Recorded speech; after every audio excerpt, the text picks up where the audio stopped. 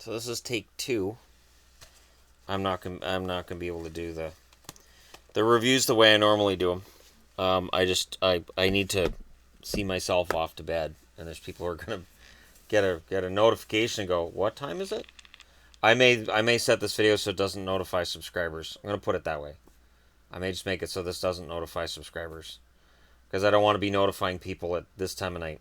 I went to a Perfect Circle concert. I didn't go to my television set and watch hockey tonight. I watched parts of Washington and LA, and I thought it was a good back and forth game. And then I see the score later. I'm like, oh, 5-2 LA.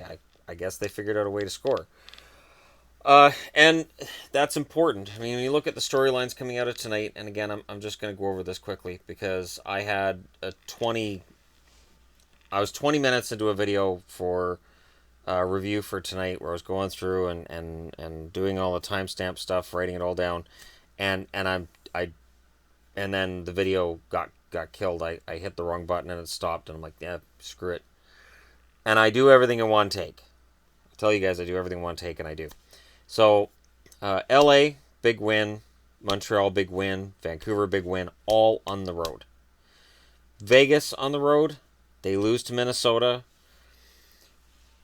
And, and I tiptoe around it. I try to tiptoe around certain things. And I'm going to try not to because it's past 1 in the morning here, and I'm really tired.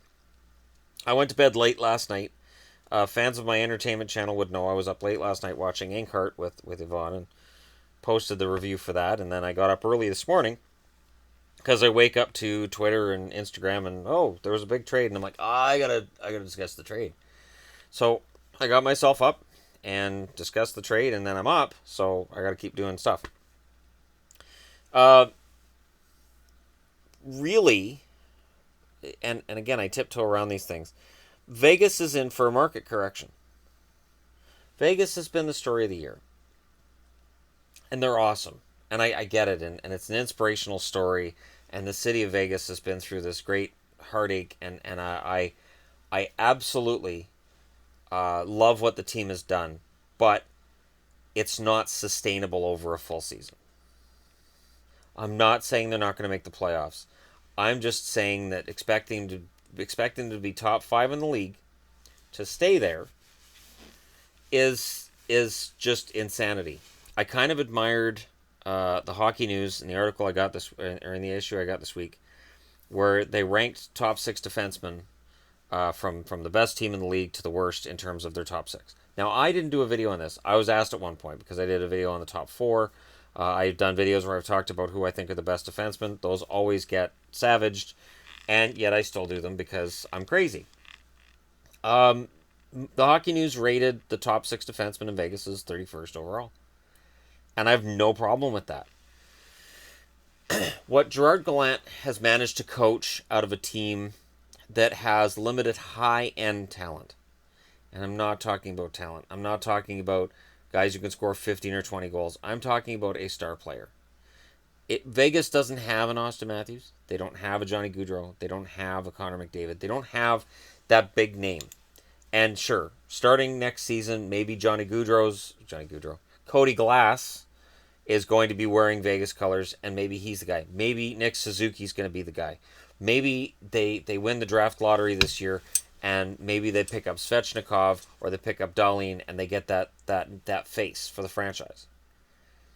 But in terms of what Vegas has right now, they're due for a market correction. So they've lost back-to-back games. I'm not sounding the alarm and saying, oh, this is it. But I do think that we came into this league with really low expectations, and now I think with Vegas, they're too high. There's a lot of fans that I think have expectations that are too high with Vegas. They are going to struggle to score on some nights, and they're going to struggle in net, and they're going to struggle on the blue line. And some nights, it's going to be all three. That's going to happen. Now, I mentioned Vancouver getting a win. One thing that happened tonight, because, of course, I wasn't watching hockey because I couldn't, is that Daniel Sedin gets 2 points. He gets his 1,000th. And there you go. Vancouver has a great game in Nashville. It doesn't surprise me because they work really hard. They're limited on top end talent as well, much like Vegas. But they work really hard, again, much like Vegas. And Brock Besser is a special talent. So I miss Besser getting 3 points. I missed Sedin scoring his 1,000 because I'm at a Perfect Circle concert watching Maynard being awesome. And he's always awesome. That's the spoiler alert. He's always awesome. And so again, it's one of those things where my fandom of my favorite team sometimes comes out, and this is one of those times where it wants to come out. And tomorrow I'll do a video on Daniel. I did a video on Henrik hit 1,000. I'm going to do a video on Daniel for hitting 1,000, and just have a little discussion video on that. Montreal's win over Detroit, that's their 4th straight. They're officially on a run. The scary thing is Price allows 3 goals, and they win. So the bad news is, for anybody who said, oh, well, Carey Price has to save 36 out of 37 for them to have a chance. Not if their offense gets going. And tonight is an example of how Montreal can score. They struggled in last year's postseason when they met the Rangers, yes. They've struggled so far this year, but they can score goals. They do have guys that know how to score goals. It's just a matter of finding the right combinations and the coach getting the most out of them. Dallas winning in overtime against Chicago. That's pretty big news in my eyes anyways. Get out of there. This browser just hates me. My computer hates me right now. It's like, it's too late at night, Shannon. Stop it. My computer's just like rebelling against me, and I'm just refusing to listen to it. Dallas's overtime win over Chicago. Chicago picks up a point. Dallas picks up 2. This is why this division's going to get tighter. Minnesota's picked up 2 as well. So everybody's picking up points. What this means is the top 3 in the Pacific make the playoffs. Number 4 it likely doesn't. So that's what makes it even more important that Calgary gets a win tonight and Edmonton takes a loss. Calgary with a shutout win over Arizona. Calgary showing that, hey, don't take that team lightly, and they didn't, and they win. And for Toronto, after beating Calgary, now they've beaten Edmonton, and now they move on to Vancouver on Saturday. Toronto's having a very successful Western swing. Matthews with 2 points, and Chris Russell plays his best game as an Oiler. Apparently shot it into his own net. Apparently it was a spectacular mistake, but I was at a concert for a Perfect Circle, so because I was out buying this hoodie, and Yvonne has one that matches, and it's all nice and fancy, I didn't see it, and it's late. I waited for some highlights, and when I turned on sports, it was all golf. TSN was golf highlights, and so was Sportsnet, and I couldn't use golf highlights to extrapolate what had happened in hockey. I don't have that amount of talent at this stage. I would like to, but I just don't. So what this does to the standings, let's just I'm going to take a quick look here at the standings. And because, going through game by game and analyzing is great when I watched it. When I didn't, there's no point in me BSing you guys and saying anything about what happened in each game when I didn't see it. There's no point. I didn't see it. Oh, I wish they'd stop. Oh, Neil Young. Anyways, not a Neil Young fan.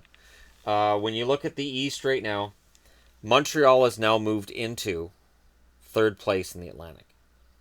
Think about it. If the playoffs started today, Montreal is against Toronto. Now, Boston's has 4 games in hand and they're 1 point back. But that's still pretty impressive that Montreal has managed to get themselves back into a playoff spot, isn't it? Montreal's allowed 17 more goals than they've scored, and yet, right now, if the playoffs started, they're in. And yeah, I know, Boston's got a bunch of games in hand, but you have to win those games in hand.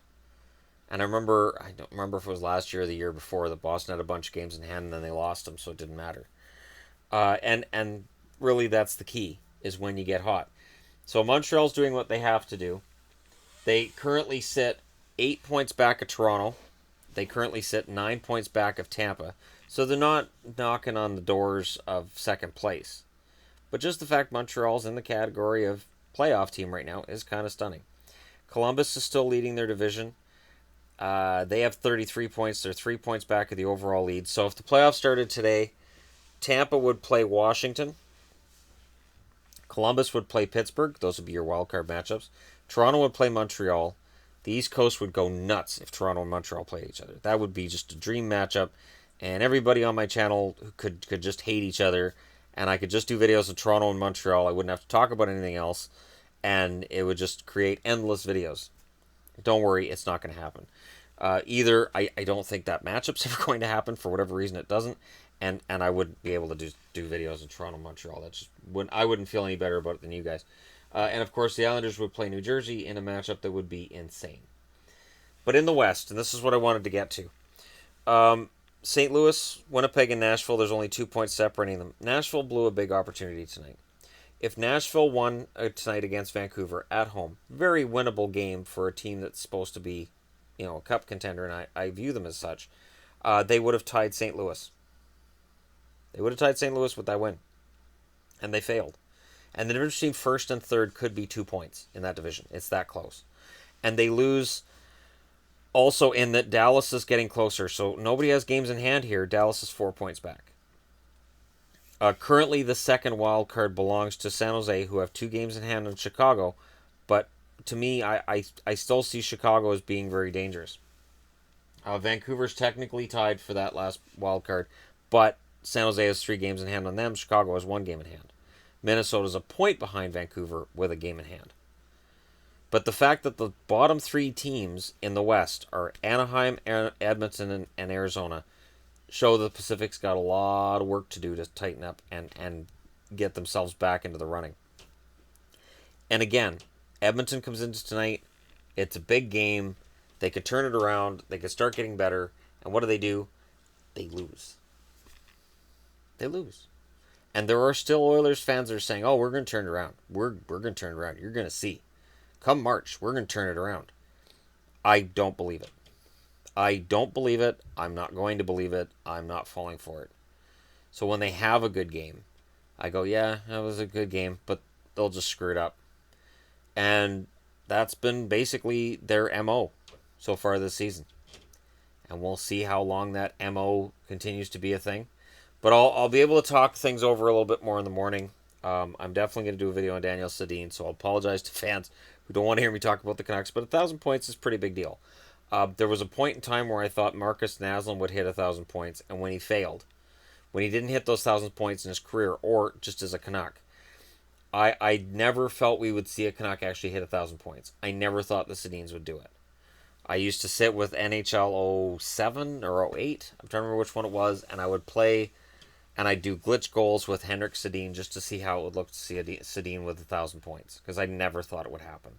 And here we are, they both got there. So it's worthy of its own video, and I'll do that in the morning. But for now and for tonight, thank you for watching. Go over to the Entertainment Guy channel. Watch my review of the concert I came from tonight, because it's actually, I entertain myself. That's fine. And yeah, Yvonne and I had a good time. So it's always fun doing videos with her, and it's always fun to find a way to shoehorn her into a video, even if she doesn't expect to be in it. So thank you guys for your support, for being out there, and I do my best to provide you guys with the kind of coverage that you've come to expect from me over the last year.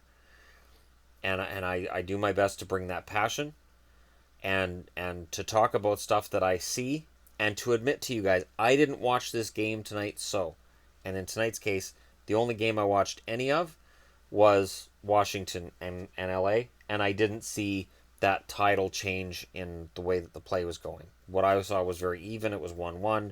I didn't see anything to tell me that one team was going to be better than the other by the end of the night. I thought it was going to be a close game, and I was wrong. Thank you for watching. Hit like and subscribe if you're browsing your way through, and Maynard rocks. I'll talk to you guys later.